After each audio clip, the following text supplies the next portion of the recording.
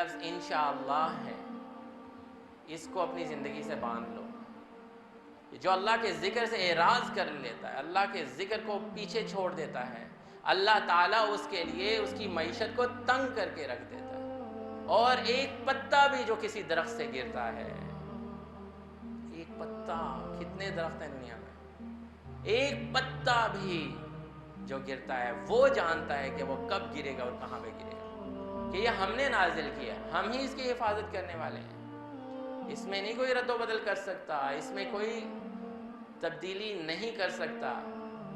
ہمارے دوست وہ ہونے چاہیے جو صبح و شام اپنے رب کو یاد کرنے والے ہیں۔ اچھے دوست کی مثال خوشبو کی دکان کی طرح ہے۔ 7 لوگوں کو اللہ سبحانہ وتعالیٰ عرش کے نیچے اپنی قیامت میں جگہ دے گا، جس میں ایک وہ دوست ہوگا جو اللہ کی خاطر، اللہ کی رضا کی خاطر کسی سے دوستی یا دشمنی کرے گا۔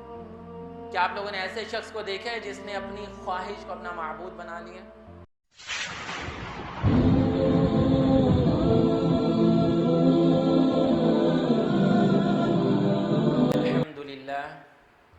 الحمد للہ رب العالمین، اصلی و اسلم علی من بعث رحمتا للعالمین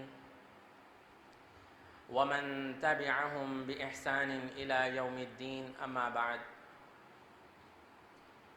فأعوذ باللہ من الشیطان الرجیم، بسم اللہ الرحمن الرحیم، رب اشرح لی صدری ویسر لی امری واحلل عقدۃ من لسانی یفقهوا قولی، اللہم ارنا الحق حقا وارزقنا اتباعہ وارنا الباطل باطلا وارزقنا اجتنابہ، آمین یا رب العالمین۔ آج کی جو ہماری نشست ہے وہ انشاءاللہ سورہ کہف کی آیت نمبر 23 سے ہم شروع کریں گے، اور انشاءاللہ اللہ تعالیٰ نے توفیق دی تو آیت نمبر 33 تک، جہاں پہ یہ رکوع مکمل ہو رہا ہے، وہاں تک ہم پڑھیں گے انشاءاللہ، اور آیات کے اندر غور و فکر کرنے کی کوشش کریں گے۔ ہماری پوری کوشش ہوگی کہ ہم قرآن کو سمجھنے کے لیے قرآن اور حدیث کا سہارا لیں، اور اللہ تعالیٰ سے یہ دعا ہے کہ ہم قرآن کو ویسے سمجھیں جس طرح سے صحابہ نے قرآن مجید کو سمجھا تھا۔ اللہ تعالیٰ ہمیں اپنے نفس کے شر سے بچائے، یعنی کہ کسی بارے میں میں یہ نہ کہوں کہ میری یہ رائے ہے، بلکہ جس طرح سے صحابہ کرام نے نبی صلی اللہ علیہ وسلم کے ساتھ رہ کے قرآن پاک کو سمجھا، اور جو دلیلیں انہوں نے بتائیں اور جن آیات کی تفاسیر انہوں نے جیسے بتائی، وہی سمجھنا حق ہے، وہی صحیح بات ہے۔ تو ہم پہلی آیت سے شروع کرتے ہیں۔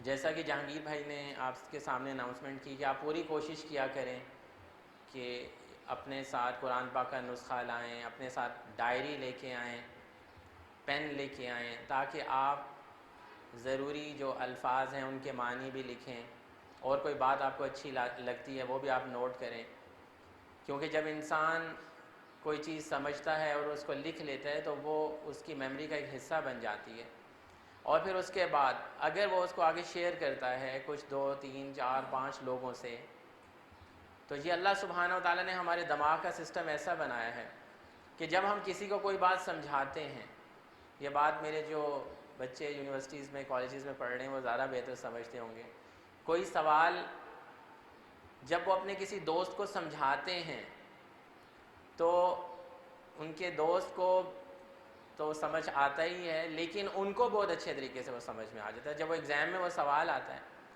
تو ان کو یہ پتہ ہوتا ہے کہ یار یہ فٹافٹ میں نے ایسے یہ حل کرنا ہے، اور یہ سوال میں یہ چیز ہے۔ یہ اللہ تعالیٰ نے ہمارا سسٹم ہی ایسا بنایا کہ جب ہم وہ بات شیئر کرتے ہیں کسی کے ساتھ تو اس پہ ہمیں کلیئرٹی نصیب ہو جاتی ہے۔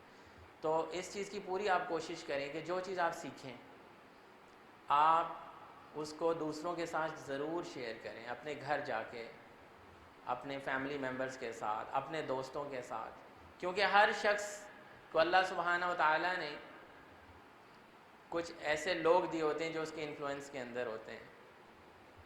مثال کے طور پر آپ کے بیوی بچے ہیں، آپ کے کچھ دوست احباب ہیں محلے کے، کسی کو آپ پڑھاتے ہیں، آپ کے اسٹوڈنٹس ہیں، تو آپ ان کے اوپر اپنا دعوت کا کام کر سکتے ہیں. آپ کو اللہ تعالیٰ نے جس مورچے میں بٹھایا وہاں بیٹھ کے ہینڈل کریں. آپ اگر ارد گرد دیکھیں گے تو آپ کو 40-50 لوگ مل جائیں گے اگر اس طرح سے بھی آپ دیکھیں.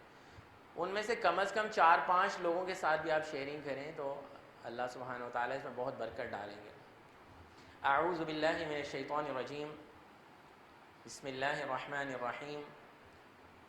یہ آیت ہم نے لاسٹ ٹائم بھی ڈسکس کی تھی لیکن مزید اس کو ہم آج ڈیٹیل میں دیکھیں گے.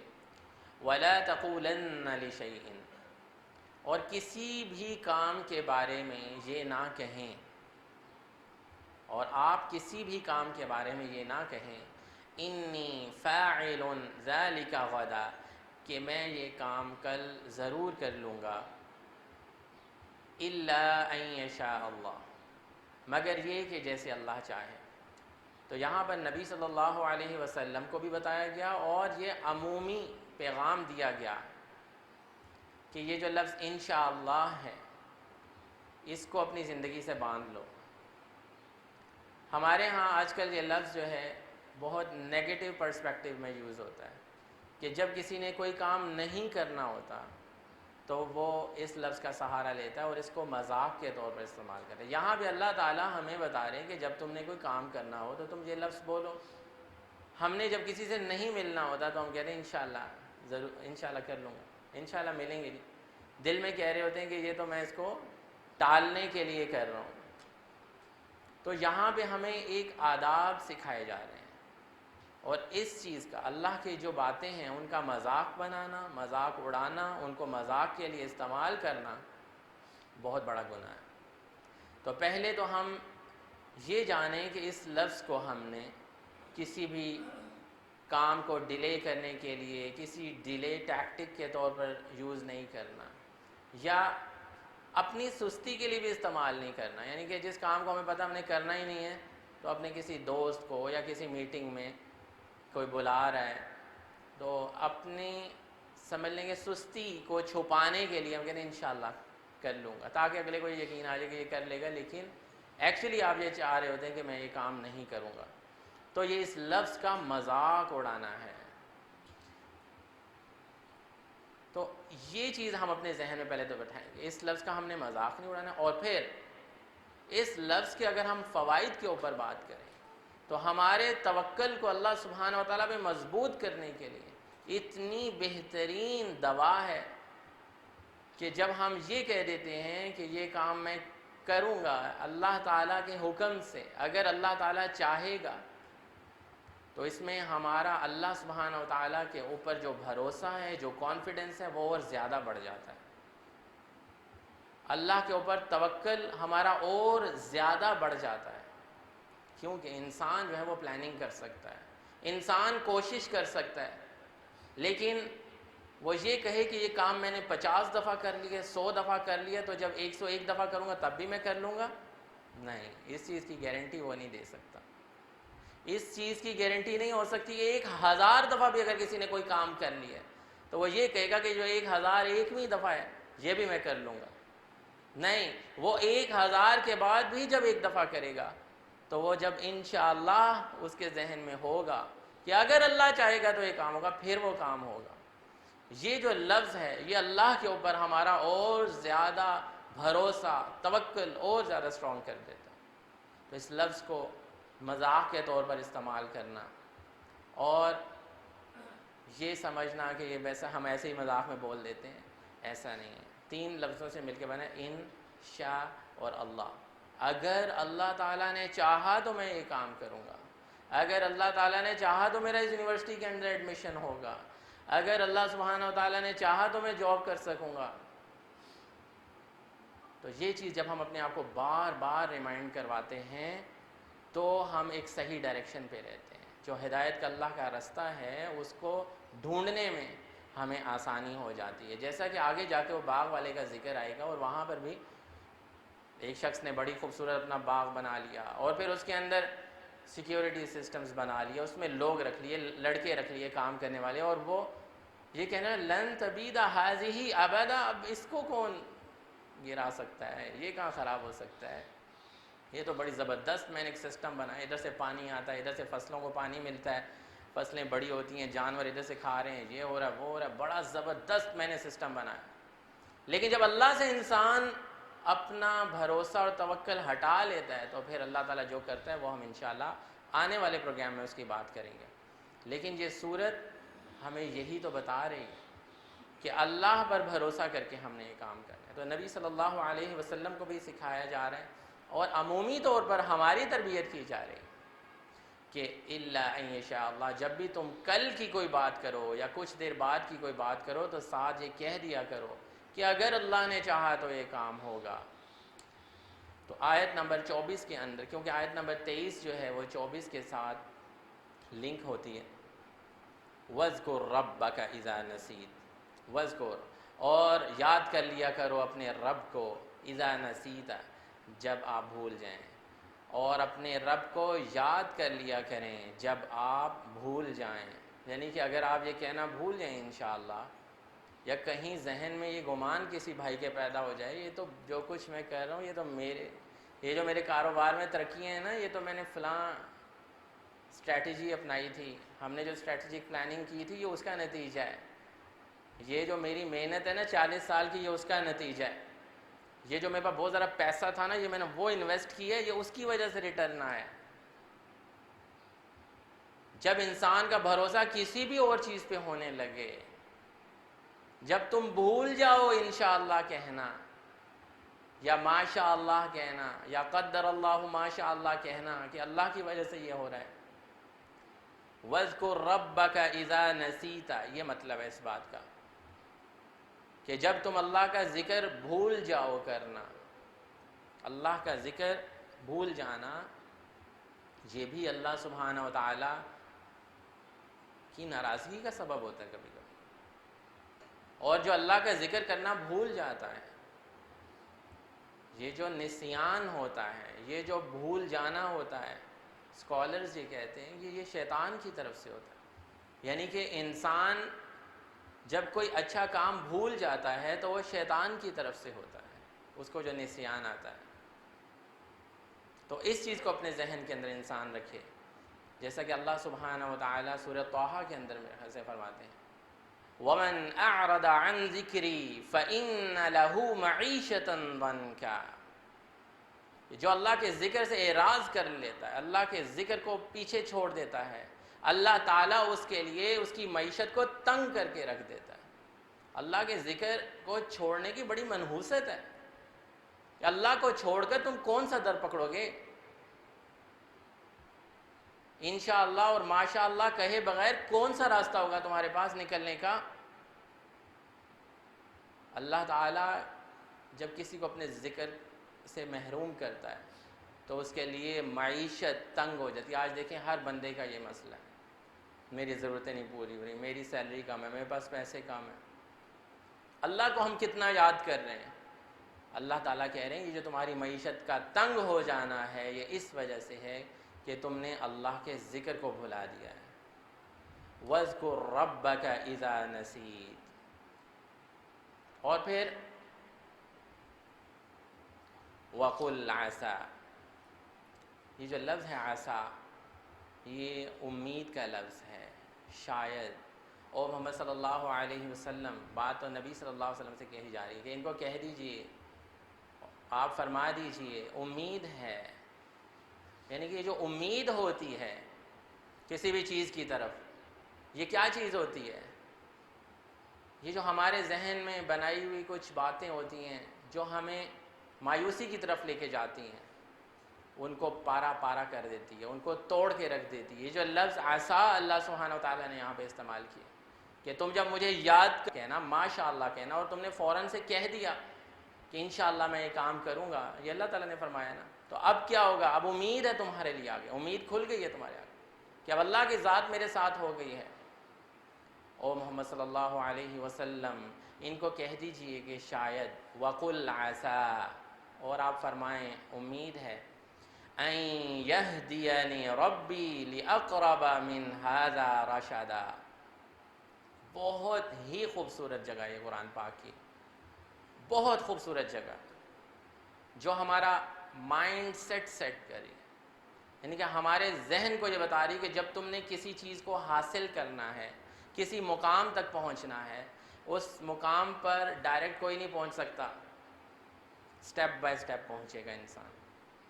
اگر ہم دیکھتے ہیں کہ فلاں شخص بہت کامیاب ہے، فلاں شخص کا بہت بڑا بزنس ہے، فلاں شخص جو ہے دینی طور پہ بہت کامیاب ہے، بہت بڑا اسکالر ہے، اس کے پاس علم بھی بہت زیادہ ہے، اس کے پاس فہم بھی بہت زیادہ ہے، تو کیا ایک دن میں بن جائیں گے آپ وہ؟ جا کے آپ کو کچھ بیبی سٹیپس لینے پڑیں گے، آپ کو ہدایت کی طرف سٹیپ بائی سٹیپ جانا پڑے گا۔ یہ جو بھائی سوال کرتے ہیں نا کہ اب ہم دین کی طرف آئیں، اگر ہم فلاں فرقے کی مسجد میں جاتے ہیں وہ کہتے ہیں ہماری طرف آ جاؤ، فلاں کی طرف جاتے ہیں ہماری طرف آ جاؤ، تو کس کی طرف جائیں؟ بھائی آپ پہلا سٹیپ تو لو، آپ نماز پڑھنا شروع کرو، آپ قرآن کی کوئی ایک سورت پڑھنا شروع کرو۔ کون تمہیں کہہ رہے کہ یہ بن جاؤ، وہ بن جاؤ، وہ بن جاؤ؟ یہاں پہ یہ بتایا جا رہا ہے کہ تم اے اللہ تو مجھے ہدایت کے قریب کرتا جا سٹیپ بائی سٹیپ۔ یہاں پہ اللہ سبحانہ وتعالیٰ یہ بتا رہے ہیں کسی بہت بڑی منزل پہ پہنچنے کے لیے آپ کا ایک ایک دن کاؤنٹ ہوتا ہے۔ آپ کسی بہت بڑے باڈی بلڈر کو دیکھتے ہیں، بہت سمارٹ انسان کو دیکھتے ہیں، اس کا ایک ایک دن اس کو آگے لے کے چلا جاتا ہے اور وہ اس منزل پہ چلتا ہے۔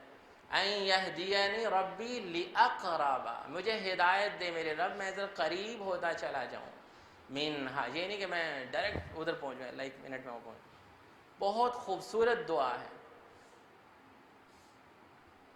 کہ ہم دیکھیں نا، ایک شخص ہے وہ مسلمان ہوا یا کوئی ہدایت کی طرف بھائی آئے، کوئی بھائی ہدایت کی طرف آئے، اب کیا وہ پورا قرآن پڑھیں گے اور سارا قرآن سمجھیں گے، کوئی خاص نالج کا ایک سیٹ حاصل کریں گے تو ہی پھر ان کو موت آئے گی تو وہ کامیابی کی طرف جائیں گے؟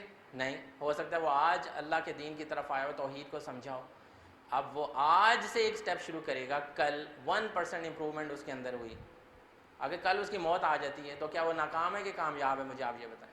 حالانکہ اس نے پورا قرآن نہیں پڑھا، سب بہت زیادہ سالوں کی ریاضت نہیں کی، محنت نہیں کی، اس نے تو بھی ایک سٹیپ آگے بڑھایا تھا، اس کی موت واقعہ ہوگی، ہو سکتا ہے ہفتے بعد موت واقعہ ہو جائے، لیکن چونکہ وہ سفر پہ چل پڑا، قریب جاتا جا رہا تھا ہدایت کے، جب بھی اس کی موت آئے گی وہ ہدایت کے اوپر مرے گا۔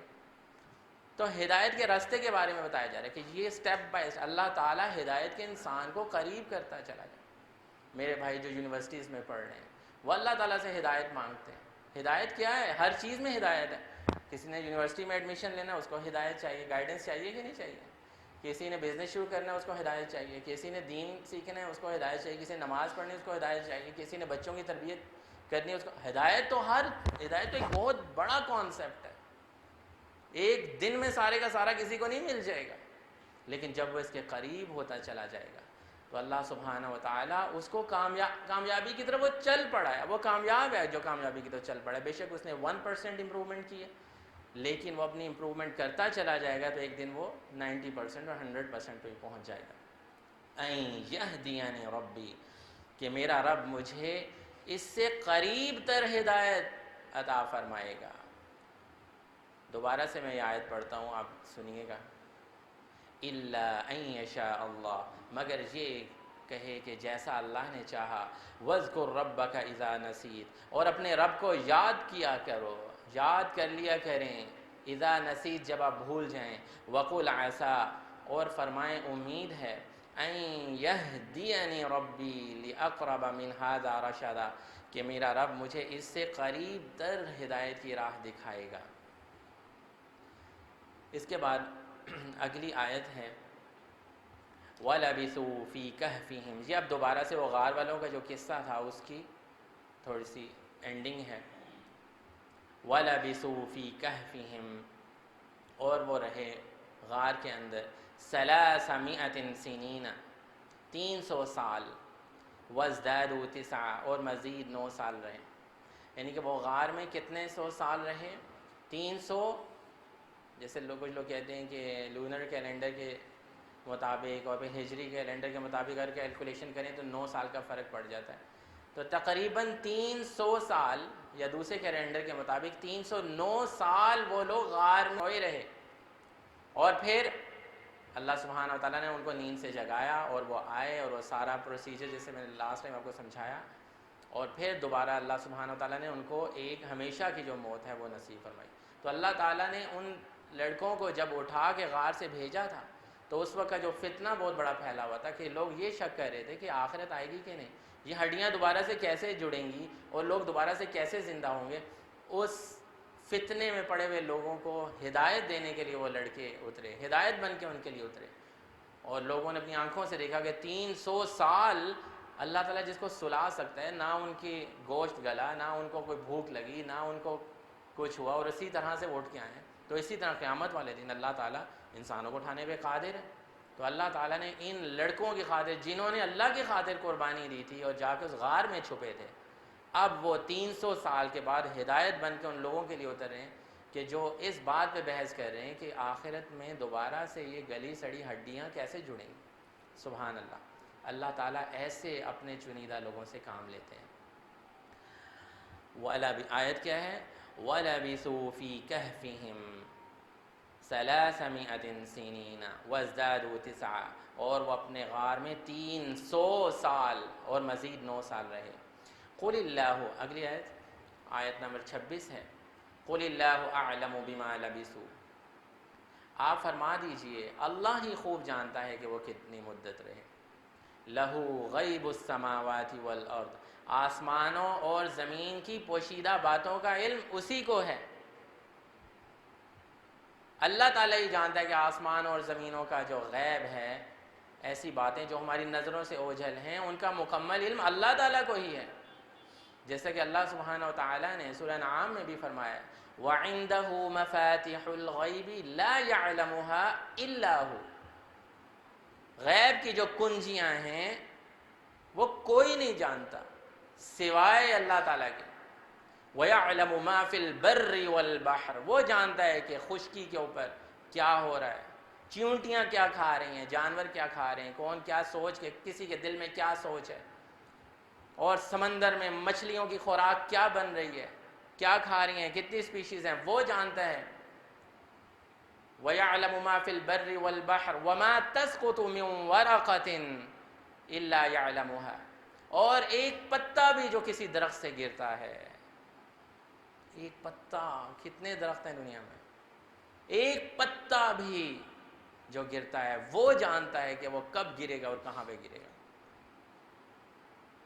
وَيَعْلَمُ مَا فِي الْبَرِّ وَالْبَحْرِ وَمَا تَسْقُطُ مِنْ وَرَقَةٍ إِلَّا يَعْلَمُهَا وَلَا حَبَّةٍ فِي ظُلُمَاتِ الْأَرْضِ، اور زمین کے اندھیروں میں جو ایک دانہ، جو دیکھنے میں تو ایک بے جان دانہ نظر آ رہا تھا، کب پھوٹے گا، کیوں پھوٹے گا۔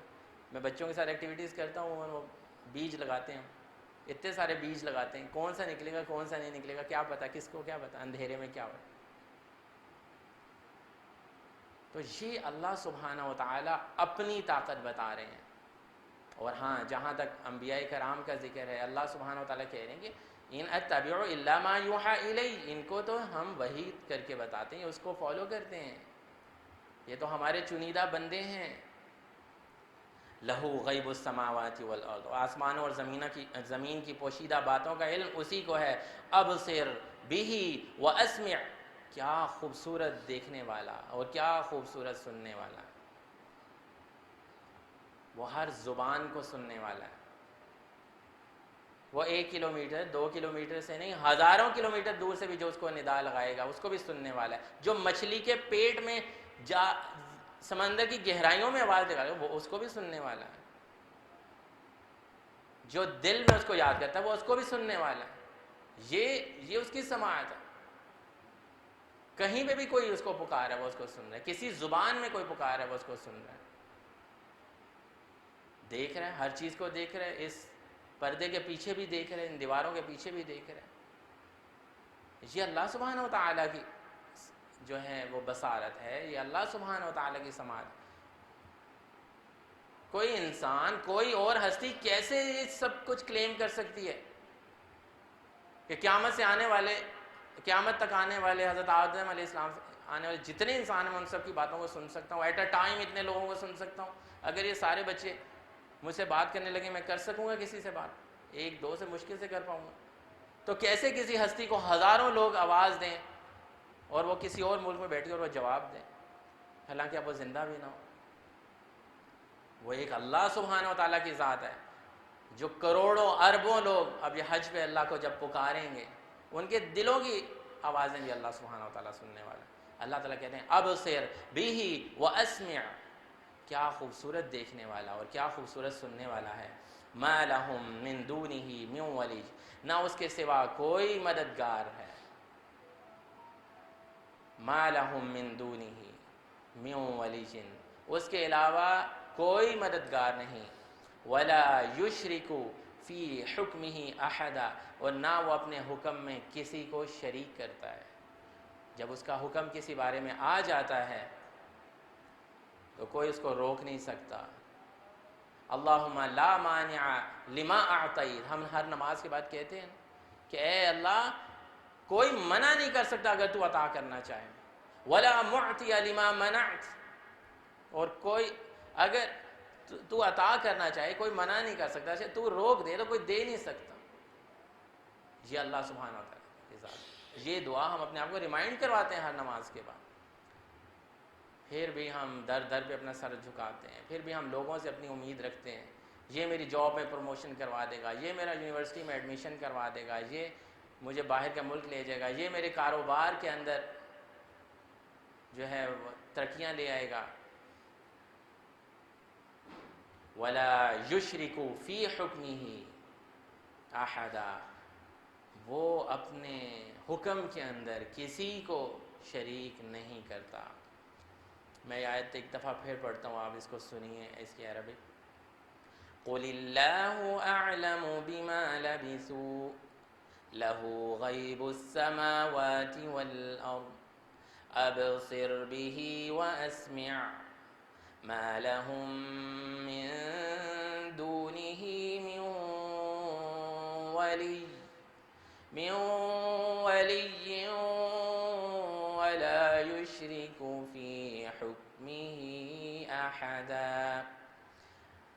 آگے آیت نمبر 27 میں وَاتْلُ مَا أُوحِيَ إِلَيْكَ مِنْ كِتَابِ رَبِّكَ، وَاتْلُ، اور آپ تلاوت کیجئے، مَا أُوحِيَ إِلَيْكَ، وہ آپ کی طرف وحی کی جاتی ہے، مِنْ كِتَابِ رَبِّكَ، آپ کے رب کی کتاب میں سے، یعنی کہ یہ نبی صلی اللہ علیہ وسلم کو بھی کہا جا رہا ہے، اور ایک عمومی حکم بھی ہے کہ اے مسلمانوں، اے لوگو، اپنے رب کی طرف سے جو کتاب آئی ہے اس کی تلاوت کرو۔ تلاوت میں ایک تو یہ کہ ہم خوبصورتی سے اس کو پڑھیں، اس کا علم سیکھیں، تجوید سیکھیں، ترتیل کے ساتھ اس کی تلاوت کریں، جیسا کہ نبی صلی اللہ علیہ وسلم کی حدیث ہے کہ جو قرآن کو خوبصورتی سے نہیں پڑھتا وہ ہم میں سے نہیں۔ اسی طرح سے وَاتْلُو میں تلاوت میں یہ بھی چیز آتی، تلاوت کا مطلب کہ ایک کے بعد دوسری، ایک کے بعد دوسری، یعنی کہ جیسا کہ ہم قرآن کی جب تلاوت کرتے ہیں تو اس کے بعد ایک کے بعد دوسری بات آتی ہے، ایک کے بعد دوسری آیت آتی ہے، لیکن اس قرآن کو پڑھنے کے ساتھ ساتھ اس کے اندر جو باتیں آ رہی ہیں وہ ایک کے بعد دوسری بات اپنے آپ کو ریکال کروانا بھی بہت زیادہ ضروری ہے۔ جو وحی تمہاری طرف کی جا رہی ہے، جو تمہارے رب کی کتاب میں سے ہے، اس کی تلاوت کرو۔ وَاتْلُو مَا أُوحِيَ إِلَيْكَ مِنْ كِتَابِ رَبِّكَ، اور جو آپ کی طرف آپ کے رب کی کتاب میں سے وحی فرمائی گئی ہے اس کی تلاوت کیجئے۔ لا مبدل لکلماتہ، اس کی باتوں کو کوئی بدلنے والا نہیں۔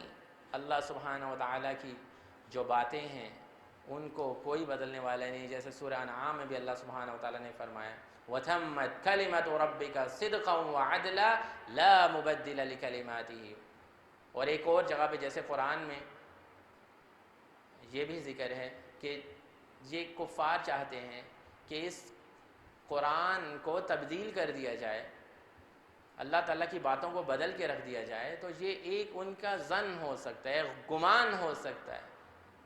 اللہ سبحانہ و تعالیٰ نے تو فرمایا ہے اِنَّا نَحْنُ نَزَّلْنَا الذِّكْرَ وَإِنَّا لَهُ لَحَافِظُونَ، کہ یہ ہم نے نازل کیا، ہم ہی اس کی حفاظت کرنے والے ہیں، اس میں نہیں کوئی رد و بدل کر سکتا، اس میں کوئی تبدیلی نہیں کر سکتا۔ کیونکہ یہ اللہ کا کلام ہے، لکلمات، اللہ کے کلمات ہیں، اللہ کی باتیں ہیں، اور یہ تبدیل نہیں ہو سکتی۔ ہم یہ چاہیں کہ اس قرآن کو چھوڑ کر ہم اپنے گمان کے مطابق جو عمل کریں وہ درست ہے، ایسا نہیں ہوگا۔ جس طرح سے اللہ تعالیٰ نے اس قرآن میں ہمیں کہا ہے ہم وہ مانیں گے تو ہم کامیابی کی طرف جائیں گے۔ وَلَن تَجِدَ مِن دُونِهِ مُلْتَحَدًا، اور آپ اس کے سوا کوئی پناہ کی جگہ نہیں پائیں گے۔ آپ یہ چاہ لیں کہ آپ اپنی خواہشات کے مطابق کسی چیز پہ عمل کر لیں، آپ کسی بھی اور چیز کو اپنا رہنما بنا لیں، تو آپ کہیں پر بھی جائے بنا ملتحدہ، جیسے وہ قبر ہم بناتے ہیں نا، ایک وہ لحد جیسے بولتے ہیں، کہ جس میں ان آدمی کو دفناتے ہیں، تھوڑا سائڈ پہ کر کے دفناتے ہیں، سامنے نظر نہیں آتا، اس کو سائڈ پہ کر دیتے ہیں۔ تو کوئی سائڈ پہ کوئی جگہ بچنے کی نہیں تم پاؤ گے اگر اللہ سبحانہ و تعالیٰ کے کلام کو تم نے چھوڑ دیا۔ خاص طور پہ وہ لوگ جن کا قرآن کے ساتھ تعلق ہے، جن کو اللہ تعالیٰ نے اس کا علم عطا فرمایا ہے کہ وہ اچھے طریقے سے اس کو پڑھ سکتے ہیں، سیکھ سکتے ہیں، سکھا سکتے ہیں، اگر انہوں نے اعراض برتا اس قرآن سے تو اللہ سبحانہ و تعالیٰ یہ فرما رہے ہیں وَلَن تَجِدَ مِن دُونِهِ مُلْتَحَدًا، آپ اس کے سوا کوئی پناہ کی جگہ نہیں پائیں گے۔ اللہ کو چھوڑ کر کوئی اور چیز ان کی مدد نہیں کر سکتی۔ اور یہ اللہ کی بہت بڑی جو ہے پکڑ ہوتی ہے کہ جب اللہ تعالیٰ کسی کو کوئی بہت بڑی نعمت عطا کرے اور پھر وہ اس نعمت کی ناقدری کرے، اس کو چھوڑ دے۔ جیسے یہاں پہ ایک ہے لا مبدل لکلماتی، اللہ کی باتوں کو بدل لیا، کسی اور طرف ذہن لگا لے، کسی اور طرف دل لگا لے، کسی اور چیز کو امپورٹنٹ سمجھنا شروع کر دے، تو پھر وہ اپنا جائے پناہ کہیں نہیں پائے گا۔ وَاتْلُ مَا، پھر ہم پڑھتے ہیں ساتھ وَاتْلُ مَا أُوحِيَ إِلَيْكَ مِن كِتَابِ رَبِّكَ، جو آپ کی طرف آپ کے رب کی کتاب میں سے وحی فرمائی گئی ہے، اس کی تلاوت کیجیے۔ لا مبدل لکلماتہ، اس کی باتوں کو بدلنے والا کوئی نہیں۔ وَلَن تَجِدَ مِن دُونِهِ مُلْتَحَدًا، اور آپ اس کے سوا کوئی پناہ کی جگہ نہیں پائیں گے۔ وَاصْبِرْ نَفْسَكَ مَعَ الَّذِينَ، نبی صلی اللہ علیہ وسلم کو حکم دیا جا رہا ہے، اور اپنے آپ کو ان لوگوں کے ساتھ روکے رکھیں۔ کن لوگوں کے ساتھ؟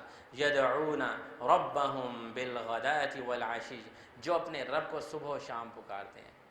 نبی صلی اللہ علیہ وسلم کو کہا جا رہا ہے کہ یہ جو آپ کے سارے ایک جماعت ہے کچھ لوگوں کی جو دیکھنے میں غریب نظر آ رہے ہیں، کمزوروں کی جماعت نظر آ رہی ہے، اور آپ کو یہ بڑے بڑے سردار کہہ رہے ہیں کہ جب تم ان کے ساتھ ہوتے ہو تو ہم سے میٹنگ نہ کیا کرو، ہمیں ذرا الگ بلایا کرو، ہم ذرا الگ سے تم سے کوئی بات کریں۔ اللہ یہی ذکر سورہ عبس میں بھی اللہ سبحانہ و تعالیٰ نے فرمایا، یہی ٹاپک ڈسکس کیا، اور یہاں پہ بھی یہ بتایا جا رہا ہے کہ آپ صبر کریں ان لوگوں کے ساتھ۔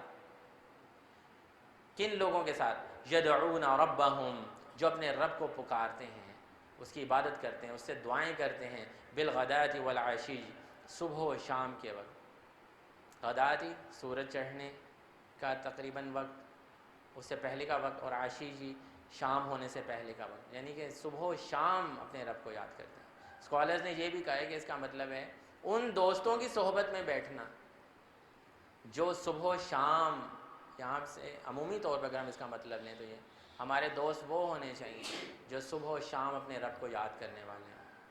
اور یہاں سے ہی کچھ اسکالرز نے یہ بھی اس کا مطلب نکالا ہے کہ اللہ تعالیٰ یہ کہ ادھر سے ہمیں یہ بتانا چاہ رہے ہیں کہ نیک لوگ وہ ہوتے ہیں جو صبح و شام اللہ کا ذکر کرتے ہیں، جیسے ہم صبح و شام کے وقت اذکار کرتے ہیں۔ تو یہاں یہ بتایا جا رہا ہے کہ اے نبی صلی اللہ علیہ وسلم، آپ اپنے آپ کو روکے رکھیں ان لوگوں کے ساتھ جو صبح و شام اللہ کو پکارتے ہیں، یریدون وجہہ، اللہ تعالیٰ کی رضا چاہتے ہیں ہر وقت۔ ولا تعد عیناک عنہم، آپ اپنی نگاہیں ان سے نہ، دونوں آنکھیں یعنی کہ پوری توجہ انہی کی طرف رکھیں، انہی کی طرف پوری توجہ رکھیں، اپنی نگاہیں ان کی طرف سے نہ ہٹائیں۔ ترید زینت الحیات الدنیا، کہیں لوگ گمان نہ کریں کہ آپ دنیاوی زندگی کی زینت چاہتے ہیں۔ ولا تطع من اغفلنا قلبه عن ذکرنا، اور اس شخص کی بات نہ مانیں جس کا دل ہم نے اپنی یاد سے غافل کر دیا۔ واتبع هواه، اور وہ اپنی خواہش کے پیچھے چلا۔ وکان امره فرطا، اور اس کا معاملہ حد سے بڑھ گیا۔ اس آیت کے اندر بہت ساری چیزیں ذکر کی گئی ہیں۔ ایک تو نبی صلی اللہ علیہ وسلم کو یہ بتایا گیا کہ آپ کی یہ جو جماعت ہے جو دیکھنے میں کچھ غریب لوگوں کی جماعت لگتی ہے، لیکن چونکہ یہ اپنے رب کو یاد کرتے ہیں، اپنے رب کے ساتھ صبح شام ایک تعلق بنائے ہوئے ہیں، اپنے رب کی قربت چاہتے ہیں، یریدون وجہ، تو ان کی طرف آپ کی توجہ پوری رہنی چاہیے. یہ آپ کے مددگار ہیں. اور ایسے لوگ جن کے دلوں کو ہم نے غافل کر دیا، وَلَا تُطِعْ مَنْ أَغْفَلْنَا قَلْبَهُ عَنْ ذِكْرِنَا، جن کے ذکر ہم نے جن کے دل اللہ کے ذکر سے غافل کیے ہوئے، ان کی اطاعت نہیں کرنی، ان کی بات نہیں ماننی آپ نے. آپ اپنی توجہ انہی کی طرف رکھیں. وَاتَّبَعَ هَوَا، یہ کون سے لوگ ہیں؟ جو خواہش پرستی کرتے ہیں. اگر ہم اس آیت کا عمومی مطلب لیں تو ہمارے لیے کیا حکم ہے اس کے اندر؟ کہ آپ کے دوست کون ہونے چاہیے؟ آپ کے دوست وہ ہونے چاہیے جو صبح و شام اللہ کا ذکر کرنے والے ہوں، اللہ سے ڈرنے والے ہوں، خود بھی ڈرنے والے ہوں، آپ کو بھی ڈرانے والے ہوں، جو اللہ کی رضا چاہتے ہوں، یریدون وجہہ ہو، اس کی رضا کی خاطر. یہ تمہارے دوست ہونے چاہیے، یہ اللہ تعالی ہمیں بتا رہا ہے. ان کو ڈھونڈیں، ان کے ساتھ اپنی مجلس بنائیں. وَلَا تَعْدُ عَيْنَاكَ عَنْهُمْ، ان سے نہ اپنی نظر ہٹانا. ان کے ساتھ جڑے رہنا اچھے لوگوں کی سوسائٹی میں. اچھے لوگوں کی سوسائٹی کے بارے میں جیسے نبی صلی اللہ علیہ وسلم نے فرمایا، اچھے دوست کی مثال خوشبو کی دکان کی طرح ہے، کہ آپ جاتے ہیں وہاں سے خوشبو نہیں خریدتے. یہ اچھا دوست خوشبو کی مانند ہے، آپ اس سے مل کے آتے ہیں، آپ سے خوشبو آنے لگتی ہے. آپ خوشبو کی دکان سے خوشبو نہ بھی خریدیں تو آپ کچھ ٹرائی کر لیتے ہیں، کوئی آتا ہے ٹرائی کر، جب گھر آتے ہیں خوشبو آتی. اور برے دوست کی مثال بھٹی کی طرح سے، کہ آپ اس کے پاس بیٹھ کے صرف آئے ہیں، آپ نے اسے کچھ خریدا نہیں ہے، لیکن جادو چنگاری سے آپ کے کپڑوں کو جلا دے گی، آپ سے بو آنا شروع ہو جاتی ہے. تو اچھے دوستوں کے چناؤ کا طریقہ بھی ہمارا دین ہمیں یہ بتا رہا ہے کہ یہ وہ لوگ جو صبح و شام اللہ کو یاد کرتے ہیں. تو کہیں دنیا کی زینت کی خاطر تم ان کو نہ چھوڑ دینا، کہیں اپنے جو ایلیٹ لیول کے دوست ہیں ان کی وجہ سے ایسے دوستوں کو نہ چھوڑ دینا جو دیکھنے میں شاید غریب ہوں، شاید ان کا لباس اتنا اچھا نہ ہو، یا شاید محنت زیادہ کرنے کی وجہ سے ان سے کسی کو سینے کی یا کوئی ایسی اسمیل آتی ہو، کپڑا لباس میں تھوڑی کمی بیشی ہو. ان کو اپنے سے دور نہ کرنا، وہی تمہارے کام آئیں گے، کیونکہ وہ اللہ کی خاطر تمہارے دوست بنے. 7 لوگوں کو اللہ سبحانہ وتعالیٰ عرش کے نیچے اپنی قیامت کے دن جگہ دے گا، جس میں ایک وہ دوست ہوگا جو اللہ کی خاطر، اللہ کی رضا کی خاطر کسی سے دوستی یا دشمنی کرے گا. ترید زینت الحیات الدنیا، کہیں لوگ یہ گمان نہ کریں کہ آپ دنیاوی زینت، دنیاوی زندگی کی زینت چاہتے ہیں. ولا تطع من اغفلنا، اور اس شخص کو نہیں تم لوگوں نے فالو کرنا جس کا دل اللہ تعالیٰ نے غافل کر دیا اپنی ذات سے. جس نے اللہ کو یاد نہیں کیا، وہ تجھے کیا دوست، تیرا کیا دوست بنے گا؟ جو اللہ کے ساتھ سنسیئر نہیں ہو سکا، جس نے اس کو پیدا کیا، کھانے کو دیتا ہے، پینے کو دیتا ہے، وہ اسی سے غافل، اللہ کے ذکر سے غافل، وہ تیرا کیا دوست بن سکتا ہے؟ تجھے بھی وہ کسی نے ایسے ٹھوڑا مار کے جائے گا. وَلَا تُطِعْ مَنْ أَغْفَلْنَا قَلْبَهُ عَنْ ذِكْرِنَا، اس شخص کی بات نہ مانیں جس کا دل ہمیں اپنی یاد سے غافل کر دیا. وَاتَّبَعَ هَوَاهُ، اور وہ اپنی خواہش کی اتباع کرتا ہے، خواہش پرستی کرتا ہے. جیسے کہ اللہ سبحانہ وتعالیٰ نے 25ویں اس بارے میں فرمایا، أَفَرَأَيْتَ مَنِ اتَّخَذَ إِلَٰهَهُ هَوَاهُ، کیا آپ لوگوں نے ایسے شخص کو دیکھا ہے جس نے اپنی خواہش کو اپنا معبود بنا لیا؟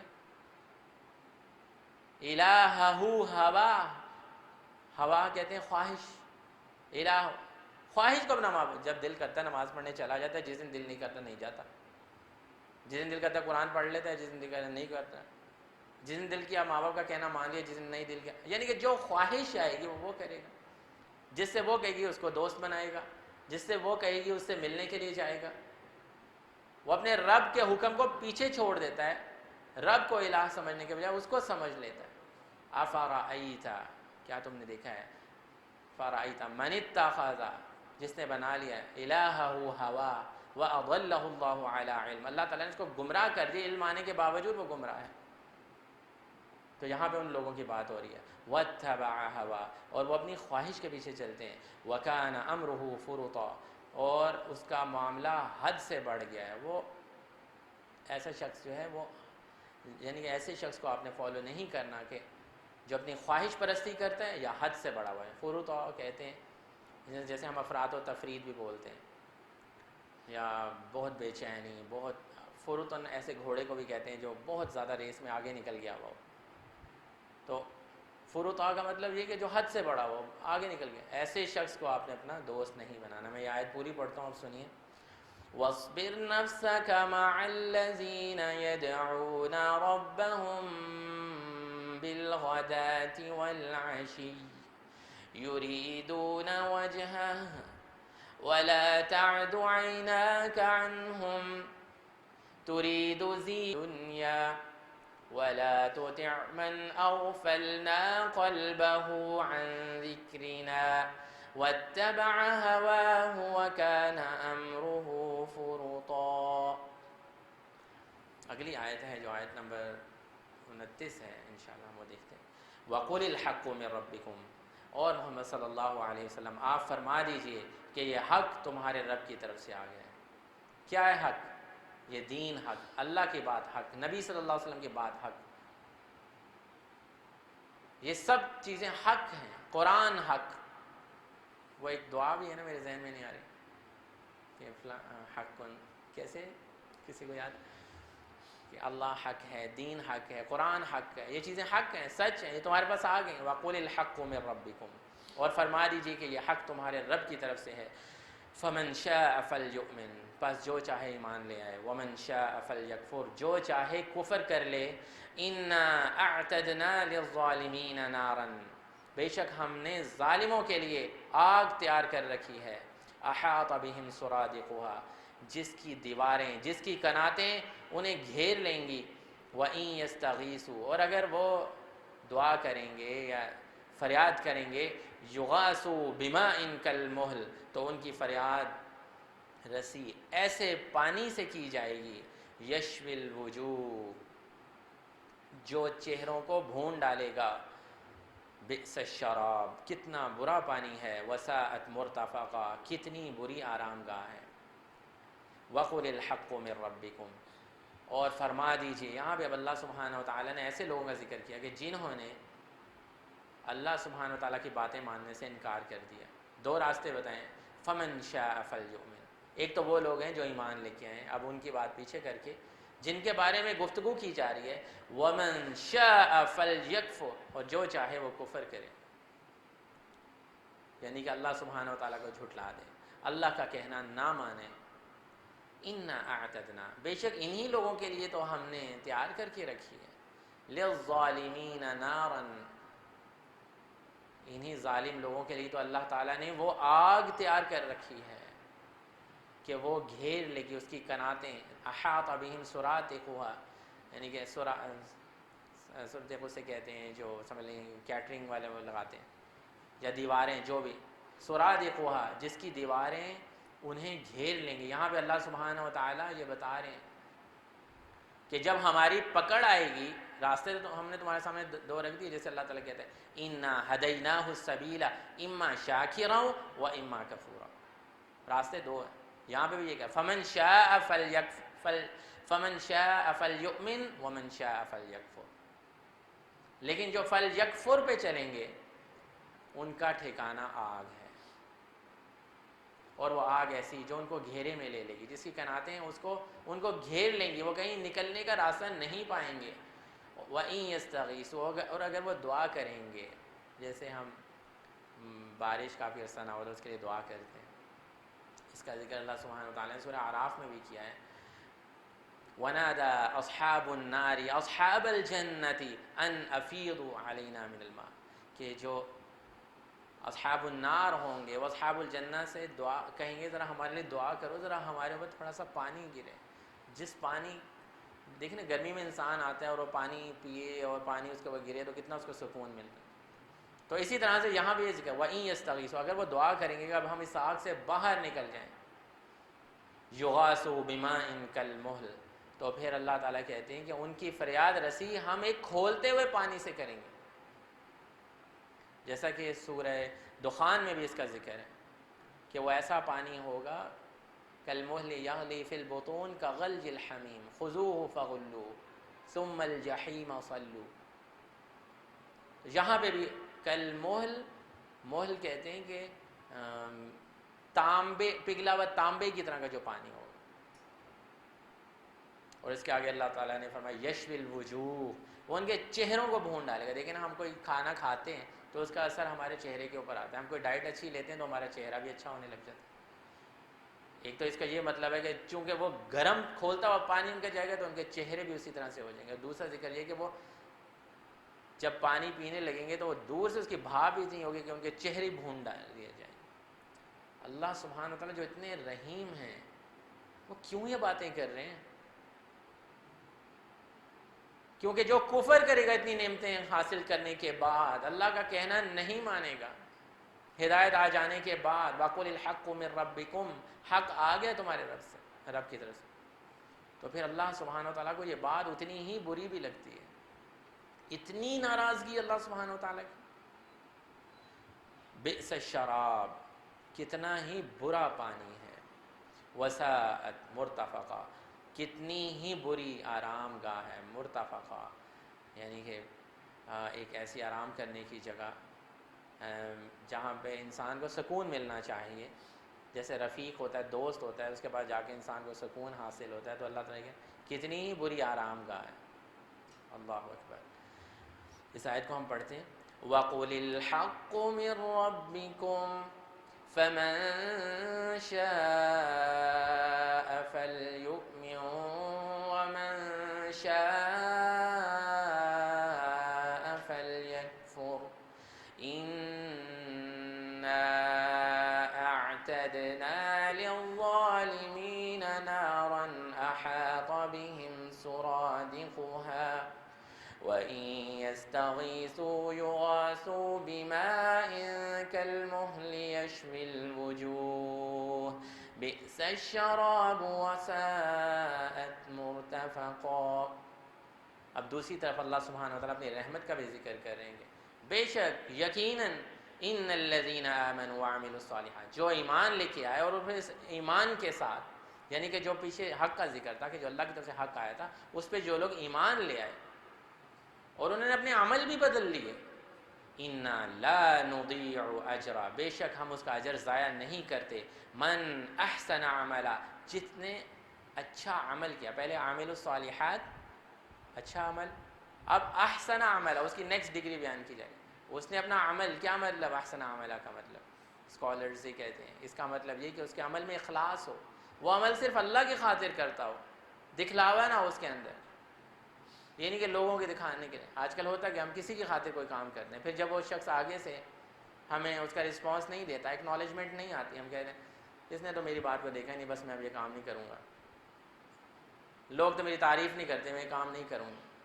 اگر لوگوں کی تعریف کی وجہ سے آپ نے وہ کام کرنا چھوڑ دیا، اس کا مطلب ہے آپ کے اخلاص میں مسئلہ تھا کہ اب لوگوں نے نہیں کی تو آپ نے لوگوں کی وجہ چھوڑ دیا. آپ اللہ کی خاطر کہہ رہے تھے تو پھر اس کو کرتے چلے جائیں.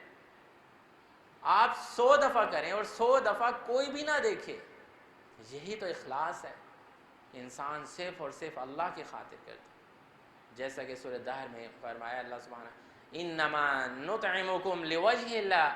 وہ اگر کسی کو کھلاتے ہیں تو صرف اللہ کے لیے کھلاتے ہیں. وہ کسی کو یہ بھی کہہ دیتے ہیں کہ مجھے تھینک یو بھی نہیں بولنا، شکریہ نہیں کہنا، اس کی بھی ضرورت نہیں، بس اللہ کے لیے کھلا دیں.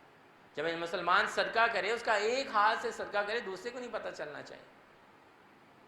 تو عمل جو ہے، جب انسان کوئی بھی اچھا عمل کرتا ہے اور اس کو احسن عملہ کی کیٹیگری میں لے کے آنا چاہتا ہے، تو اس میں سب سے پہلے تو یہ ہے کہ اس عمل کے اندر اخلاص ہونا چاہیے، اور پھر اس عمل کے اندر وہ اللہ کی خاطر ہونا چاہیے. اور ایک اور چیز جو بہت زیادہ امپورٹنٹ ہے، وہ نبی صلی اللہ علیہ وسلم کے طریقے کے مطابق ہونا چاہیے.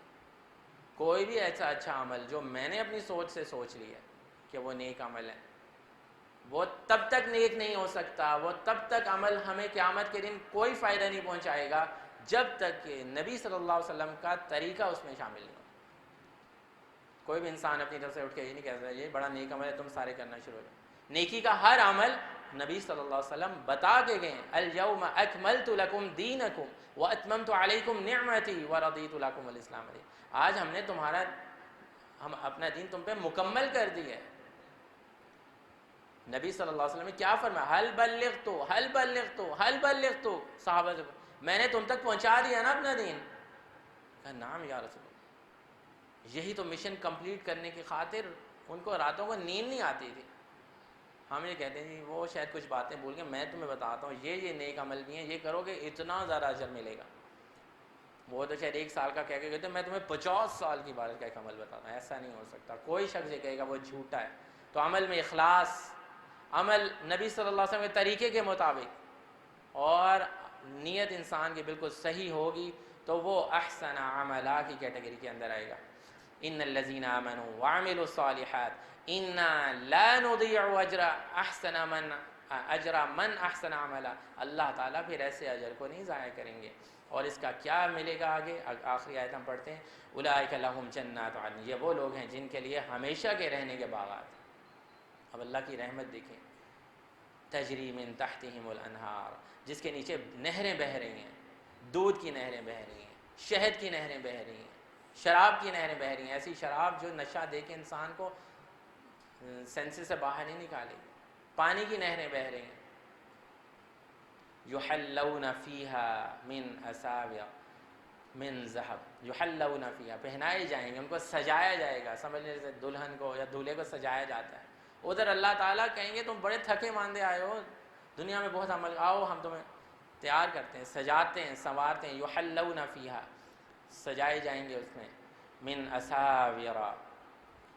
اساور کنگن کو کہتے ہیں، من ذهب، سونے کے کنگنوں سے ان کو سجایا جائے گا۔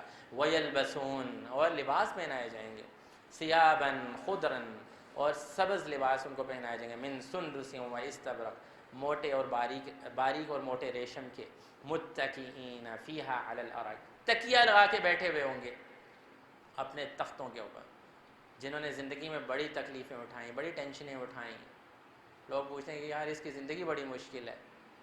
جس کی جتنی مشکل زندگی ہوگی وہ اتنی جلدی جنت میں بھی تو جائے گا، ادھر جا کے پھر وہ ریسٹ کرے گا۔ اس کو یہ زیورات اور یہ خوبصورت لباس پہنا کر اس کو کہا جائے گا متکئین علی الارائک، وہ اس میں تختوں پر تکیہ لگائے بیٹھے ہوں گے۔ نعم الثواب، کتنا ہی اچھا بدلہ ہے۔ پیچھے کیا؟ بئس الشراب، پیچھے کیا تھا؟ بئس الشراب وساءت مرتفقہ، اب یہاں پہ کیا؟ نعم الثواب وحسنت مرتفقہ، کتنا ہی اچھا بدلہ ہے، کتنا ہی اچھا ثواب ہے، وحسنت مرتفقہ، اور کتنی ہی اچھی آرام گاہ ہے۔ یعنی کہ جو جنت ان کو ملی ہے یہ بہت آرام کرنے کی، ریسٹ کرنے کی جگہ ہے۔ دنیا جو ہے وہ مومن کے لیے قید خانہ ہے، اس کو یہ مسافر خانہ نظر آنی چاہیے۔ تکلیفیں نظر آئیں گی تو پھر اس کو ان تکلیفوں میں سے گزرے گا تو آگے اس کے لیے پھر آرام دہ جگہ جنت نظر آئے۔ یہ دنیا ضرورتوں کے پورے ہونے کی جگہ ہے، خواہشات کے پورے ہونے کی جگہ نہیں ہے۔ خواہشات کے پورا ہونے کے لیے اللہ تعالیٰ نے یہ جنت بنائی جس کا ذکر کرے، وہاں پہ تمہیں ملیں گی، شراب ملے گی، چیزیں ملیں گی، اللہ تعالیٰ بتا رہے ہیں۔ یہاں پہ ضرورتیں پوری کرنے کی جگہ ہے، یہاں پہ کوئی کسی چیز میں پرفیکشن نہیں۔ اسی لیے تو نماز کے بعد 33 مرتبہ کہتے ہیں سبحان اللہ، اے اللہ تو پاک ہے ہر نقص سے، کوئی چیز پرفیکشن میں نہیں ہے۔ گھر کی چیزیں ٹوٹی بھی ہو سکتی ہیں، کوئی کھا سکتے ہیں، جاب اچھی نہیں ہو سکتی، کوئی بھی کمی بیشی چلے گی۔ یہ دنیا ہے نا، یہاں کوئی چیز پرفیکشن کے ساتھ نہیں ہے۔ کسی کے گھر کوئی اب پیسہ ہے تو بیٹے نہیں ہیں، بیٹے ہیں تو وہ فرما بردار نہیں ہیں، ان کے گھر بیٹی نہیں ہے، کسی کے گھر بیٹی نہیں ہے تو کسی کا بیٹا ہے، بس کسی نے کے ساتھ کوئی نہ کوئی چلا آ رہا ہے سسٹم۔ یہ امتحان کی جگہ ہے، کوئی بھی شخص یہ نہیں کہہ سکتا کہ میرے پہ کوئی امتحان نہیں، میں تو بس، ہاں وہ الگ بات ہے کہ انسان کو اللہ کا شکر ادا کرنا چاہیے اور جو کچھ دی ہے اس میں شکر گزاری اختیار کرنی چاہیے۔ لیکن تکلیفیں اور مصیبتیں پریشانیاں آئیں گی، لیکن اصل آرام دہ جگہ اللہ تعالیٰ بتا رہے ہیں وحسنت مرتفقہ، وہ کتنی ہی اچھی آرام دہ جگہ ہوگی جو ملے گی۔ اللہ سبحانہ و تعالیٰ سے دعا ہے کہ جو کچھ پڑھا اللہ تعالیٰ ہمیں سمجھنے کی توفیق عطا فرمائے، اس پہ عمل کرنے کی توفیق عطا فرمائے اور ہمیں اپنے نفس کے شر سے بچائے۔ سبحانک اللہم و بحمدک نشہد ان لا الہ الا انت نستغفرک و نتوب الیک.